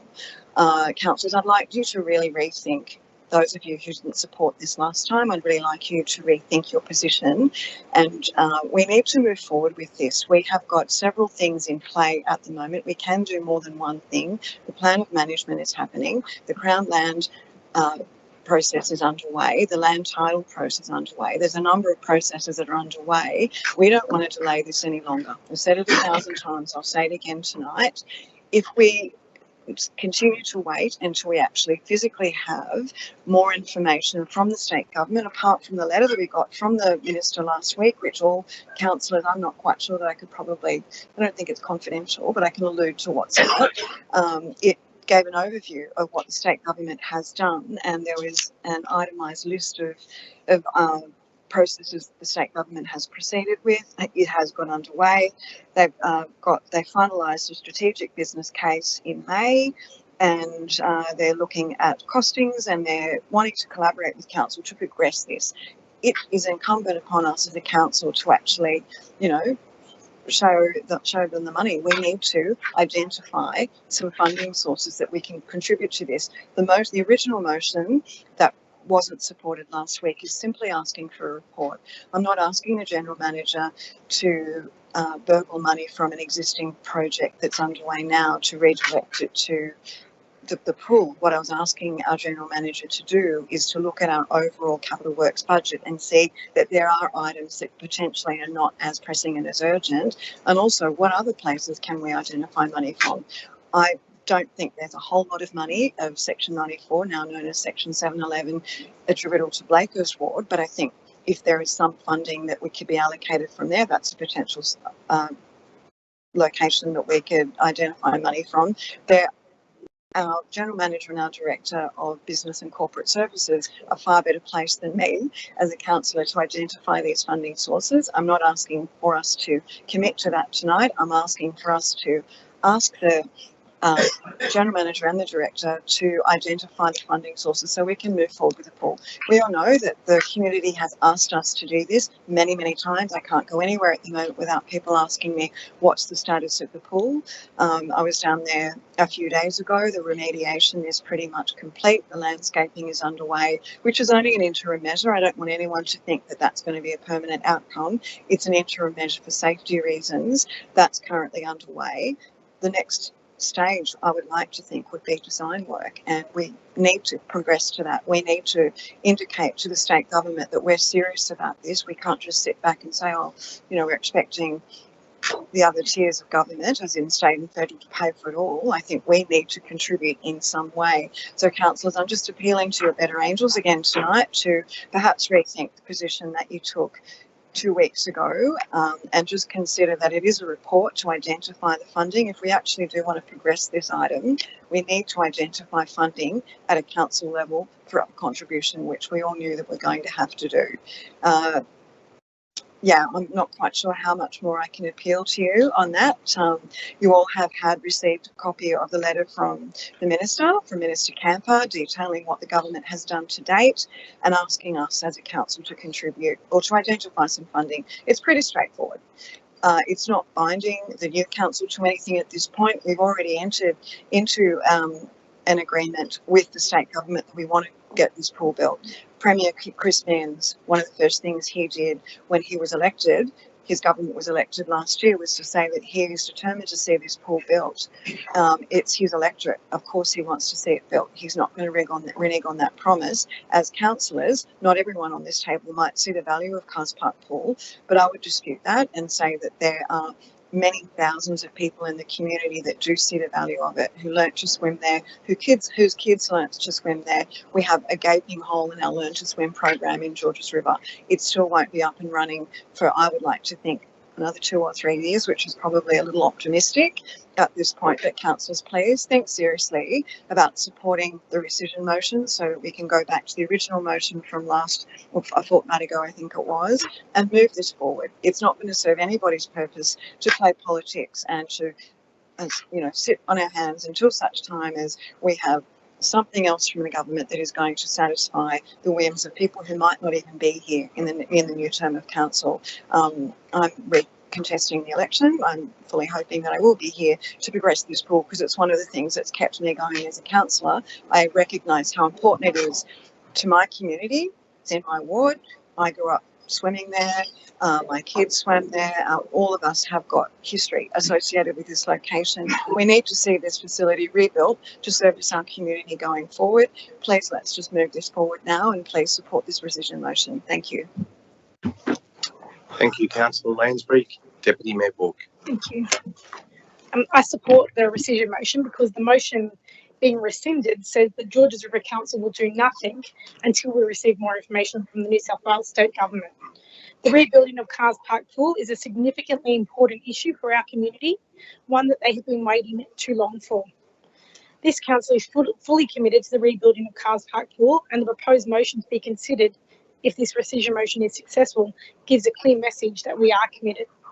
$10 million is a lot of money, but it is phased over 3 budgets, and this is a significant capital project that will bring so much value to our residents and community, something that they've been crying out for years. Thank you, Deputy Mayor Bourke. Councillor Catchus. Thank you. Before I actually address the council, I just want to ask the directors and the general manager a couple of questions. When did, maybe to the director of Assets and Services, Mr. Andrew Latta, when did you actually provide the necessary information to the state government so they can do detailed business case? Through you, Mr. Mayor, all of the information that council had to date was handed over to the state government Department of Office of Sport in March earlier this year. March earlier this year. Just another question to you. When did you make contact with the state government to find out? And did you make contact with the state government to find out what was happening? Through you, Mr. Mayor, we've had a number of contact points with the state government, including interviews relating to the development of the strategic business case, involving myself and the general manager and other staff. The last communication we had from the Office of Sport was in May of this year, at the end of May of this year. That was basically saying that they were still in the process of developing. When was that, sorry? May of this year. May of this year. Okay. Essentially indicating that they were still developing something. The strategic business case. Yep. There is here in this letter from the minister something that indicates that there was in May 2024, the government finalised a strategic business case. Did you, and there's also, it indicated that that you're aware of this business case and the information that was sent to us. Were you aware? Through you, Mr. Mayor, we're not familiar with the details that are contained in that strategic business case. We haven't seen the details as yet. Okay. As you may be aware, on the May 2020 New South Wales finalised the plan. What about the general manager?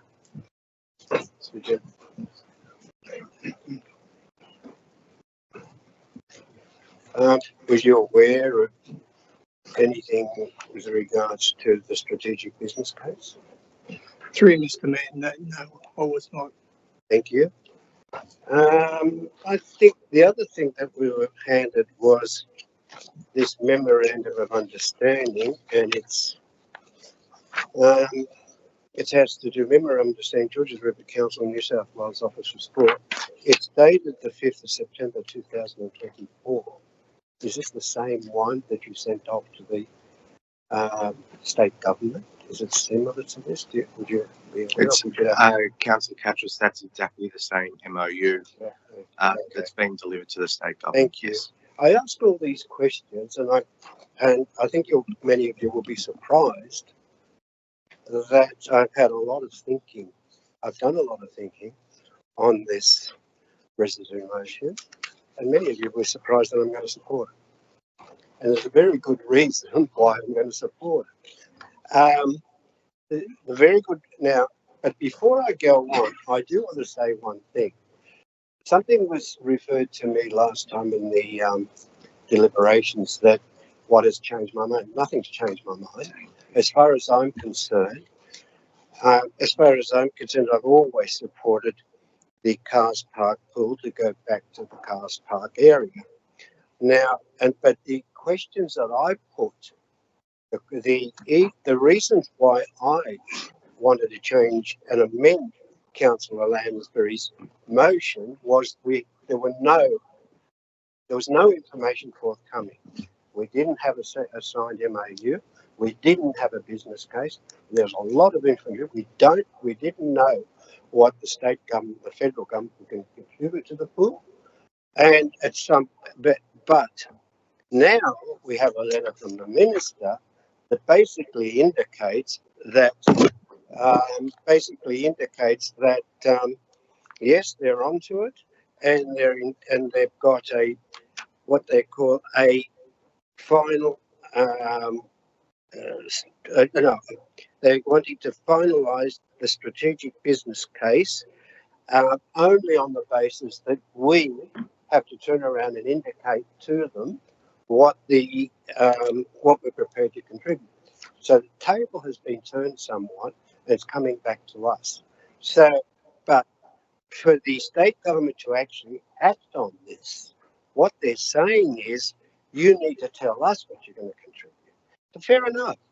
That goes with Councillor Lansbury's motion, that we're looking at the possibility of contributing 10 million. We need to also take into consideration that we've already contributed something less than 7 million in decontaminating that area. So we're virtually, it looks like that we may be contributing 17 million. Now, having said all that, I'm not going to persevere in forcing my views on the incoming council. I think the incoming council is responsible to deal with this matter in detail and in the best interest of the community. But the incoming council needs to consider that, okay, fair enough, we're going to, the director and the general manager have to indicate in this report what is it that we can afford. I understand that Councillor Lansbury has put a figure of 10 million or whatever.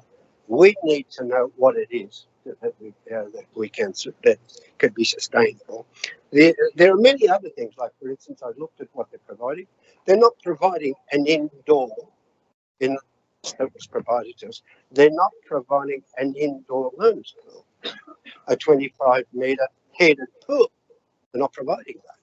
So what they're relying on is the fact that the main pool is going to be cut in half, and the learners can swim in the learner in one area and 50%, and the other people can actually swim in the other area. That's another consideration that the incoming council has to do. Councillor Catras, you've just gone over time, but I'll take on board that you're speaking for a possible motion that could be. We got to vote on the rescission motion first, so you got up to speak in support of the rescission motion. Yeah. I'll take any speakers. I'll Well- take any speakers against the rescission motion first. Are there any speakers against the rescission motion? There being none. Sorry, I'm not speaking. Yeah. Against, I'm So, speaking for it. okay. Yeah, well, I didn't realise. So- I may have Councillor- pointed out. Well, just a minute. Let me clarify. Well, I Councillor may have Catras. pointed out all the problems that the new councillors have to face. It doesn't Councillor necessarily mean- Catras, we're speaking whether the rescission motion needs to be rescinded or not rescinded first. I'm asking for any speakers against the rescission motion. If there are none, then I'll put the motion about the rescission motion to a vote, and then we can take speakers for or against the actual motion that will be presented to us by Councillor Lansbury.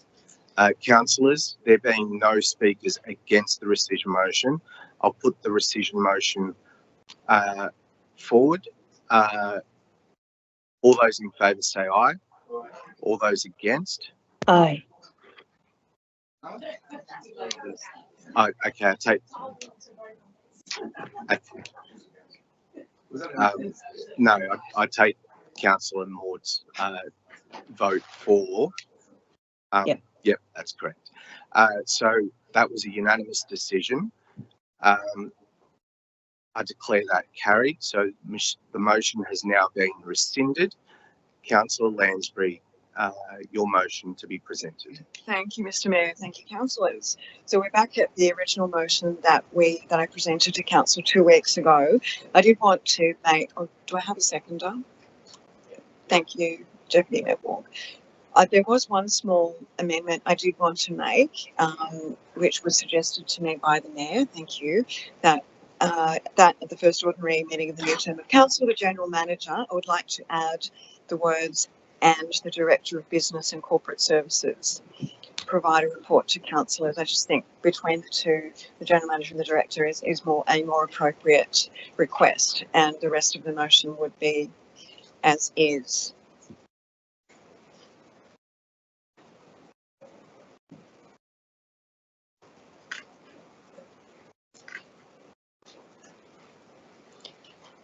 And if Deputy Mayor Borg accepts, then I can speak to it. Yeah.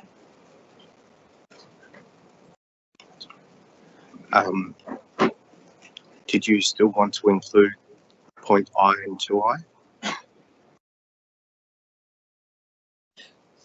Yeah, I did. I can speak to those as well. Okay. Yep. Well, the floor is yours, Councillor Lansbury. Thanks, Mr. Mayor.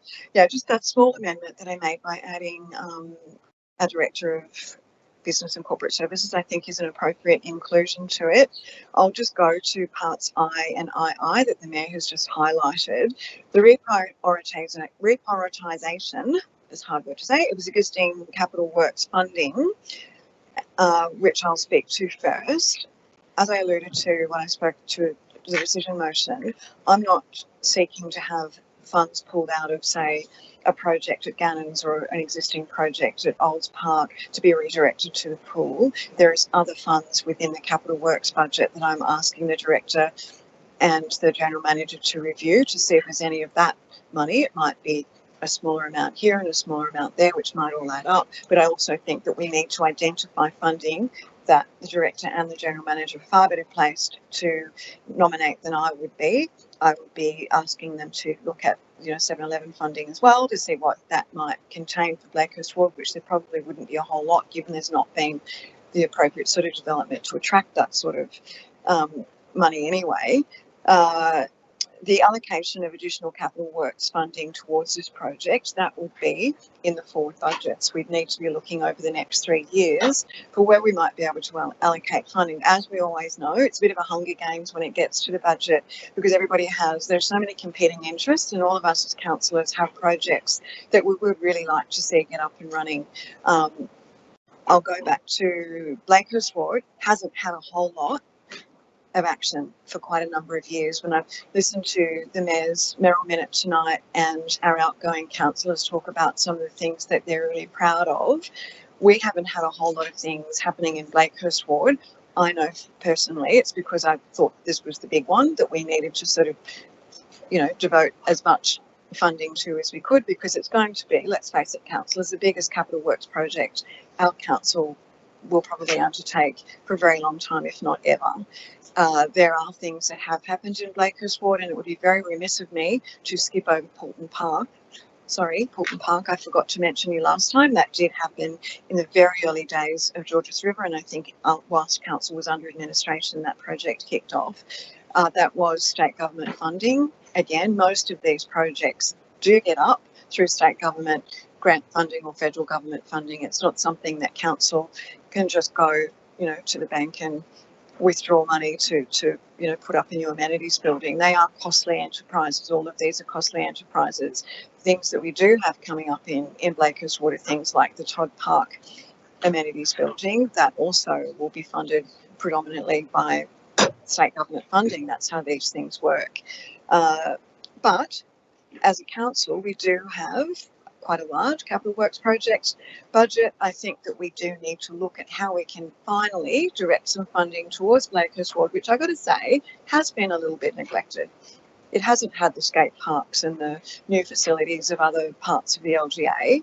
And I do think because this is the big one, we need to think about its time. We've had some less glamorous things. Footpaths, very functional, less glamorous. We have had foreshore restoration projects, environmentally sound, but also a little less glamorous. It's those sorts of more functional things that we've had rather than the shiny new projects we've had in Blakehurst Ward.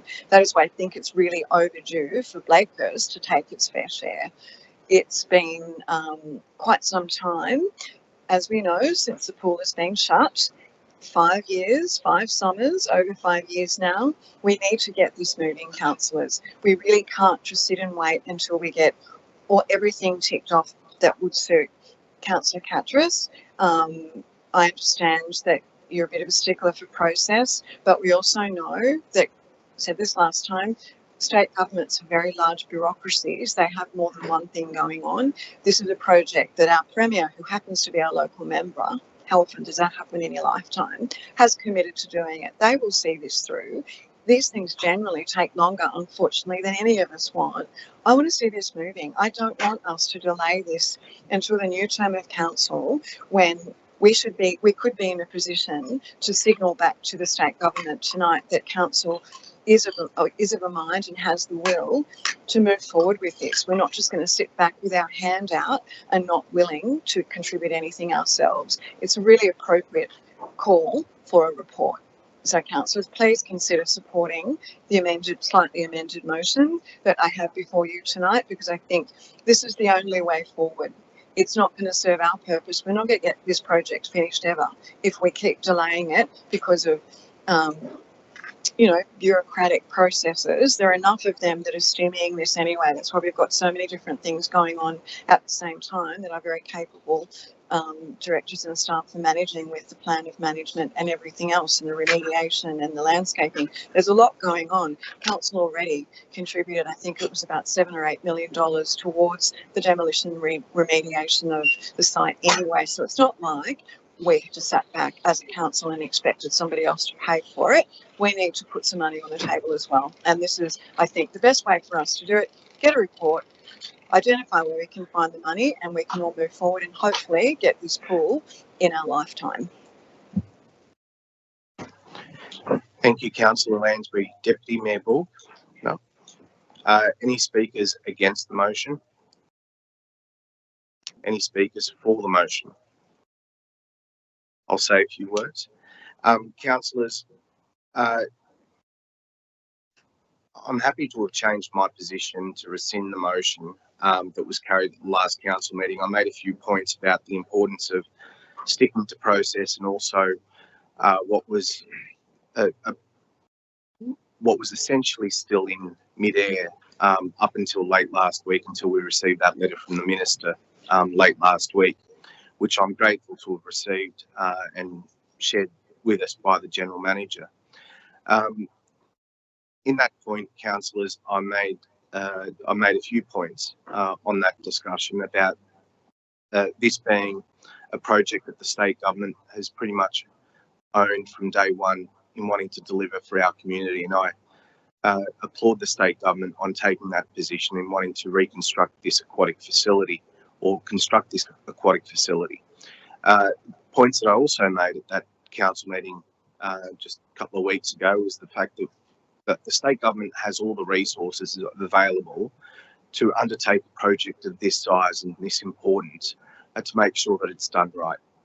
We as a council, as a very small, humble council with 500 or so staff, or 600 or so staff across the organisation, doing all sorts of things from roadworks, footpaths, upgrade of our parks, assessing DAs, doing a multitude of things, simply cannot undertake a project of this size and make it a project that council needs to undertake.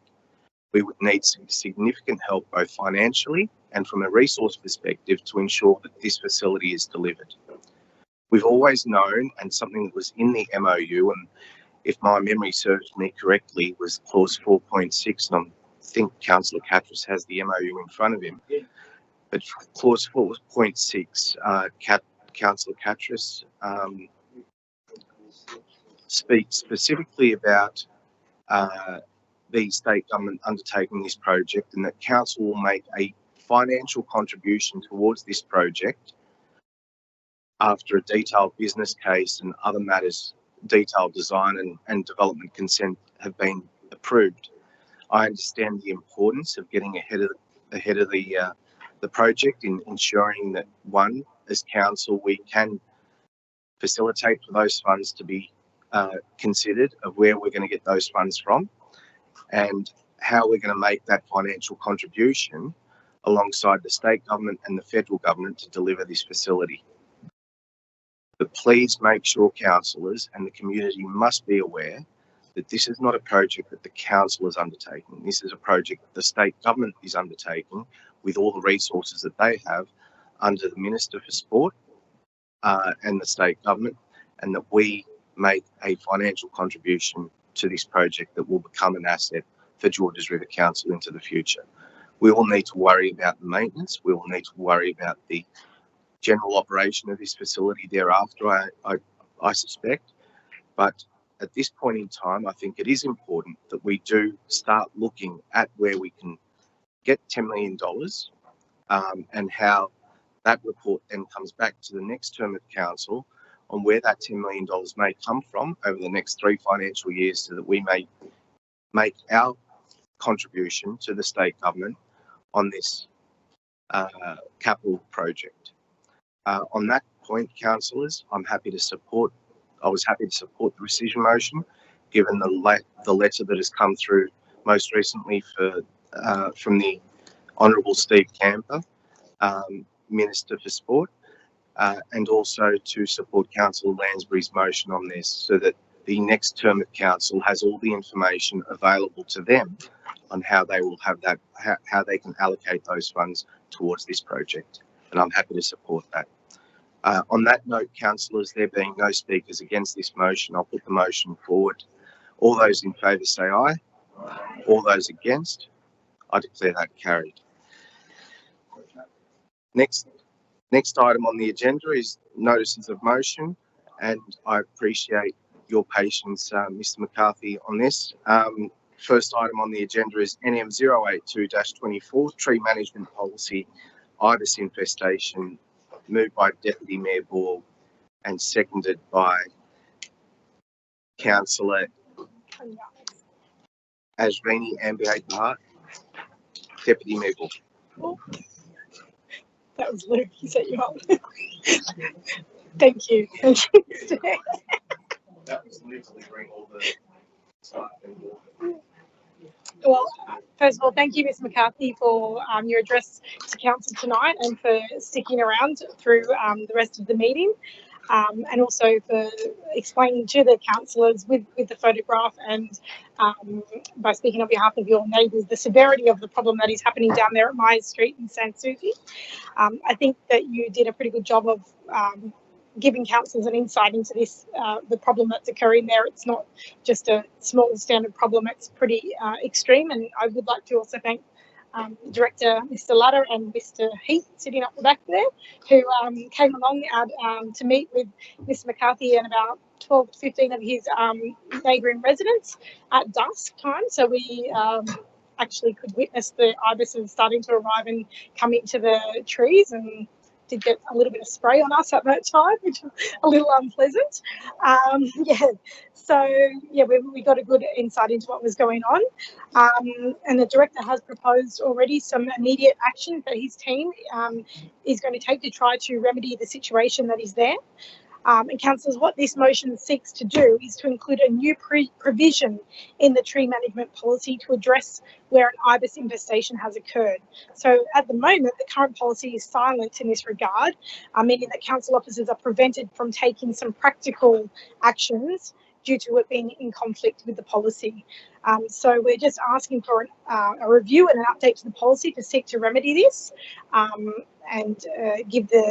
empower the staff to take some practical steps where the situations arise. And councillors, I hope that you can support this motion tonight. Thank you. Thank you, Deputy Mayor Borg. Councillor Ambiente-Pahal. Any speakers against the motion? There being none, I'll put the motion. All those in favour say aye. All those against, I declare that carried. I hope the problem gets resolved for you and the residents down there. Yeah, no problem. Councillors, we move on to the next item, which is NM 083-24, National Tree Day event, Pierce Avenue Reserve, Peakhurst. Moved by Councillor Marnie, seconded by Councillor Jamieson. What? I saw Jamieson's name first. Councillor Marnie.